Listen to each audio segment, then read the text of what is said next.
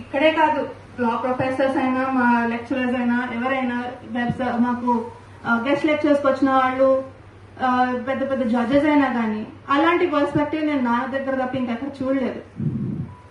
Recent గా ఈ పుస్తకాల్లో చాలా ఉన్నాయి, లీగలీ ఉన్నాయి, హ్యూమన్ రైట్స్ రిలేటెడ్ ఉన్నాయి. రీసెంట్ గా లాస్ట్ 3 months నుంచి ఒక కొత్త ప్రాజెక్ట్ స్టార్ట్ చేస్తున్నారు.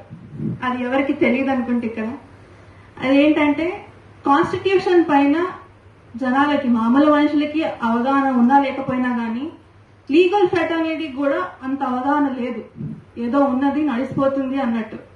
అది ఎక్కడ తెలుస్తుంది? కాన్స్టిట్యూషనల్ అసెంబ్లీ డిబేట్స్ లో తెలుస్తుంది, ఎవరు ఏం చెప్పారో through the lens of the constitutional makers అని. అది relating to the fundamental rights కావచ్చు, రిజర్వేషన్స్ కావచ్చు, ఏదైనా కావచ్చు, anything in the constitution. So దానిని ఒక లేమన్ ఎలా అర్థం చేసుకుంటాడు, అతనికి easy to read concise form లో ఎలా రావాలి అన్నది ఒక కొత్త ప్రాజెక్ట్ స్టార్ట్ చేసుకున్నారు.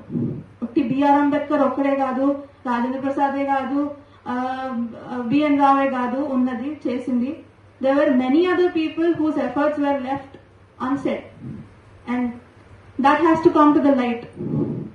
And the purpose of the constitution and the making of the constitution was very different from being ఏదైతే ఇప్పుడు ప్రస్తుతానికి మాట్లాడుతున్నారో అది compared to the constitutional assembly debates చాలా వేరేగా ఉన్నాయి.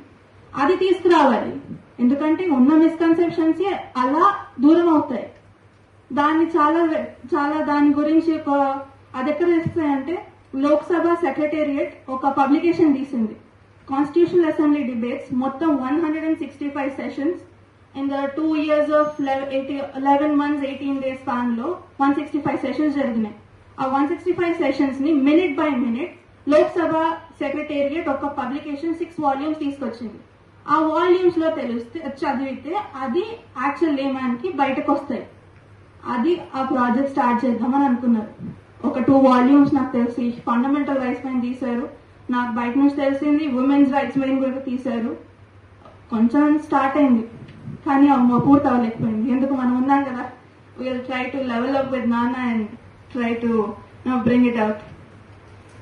ఇక్కడ ఒక 40 సంవత్సరాల నుంచి మానవ హక్కులను, అంటే ఇక్కడే కాదు, హెచ్ఆర్ఎఫ్ ఒకటే కాదు, వేరే బయట వింగ్స్ కూడా కాదు, 40 years నుంచి నడిచే ఆయన ఎఫర్ట్, ఆయన యాక్టివిజం హ్యూమన్ రైట్స్ లో అదొక 40 years నుంచి ఉంది. అది చేస్తూనే ఎన్నో అనుబంధాలు ఏర్పడ్డాయి. అవి ఇంకా ఇప్పుడు లేకపోయినా కానీ నాతో, అమ్మతో, అందరి కుటుంబ సభ్యులతో అందరితో అలాగే ఉండాలని కోరుతూ ఇంకా సెలవు తీసుకుంటాను. Thank you for giving me this opportunity.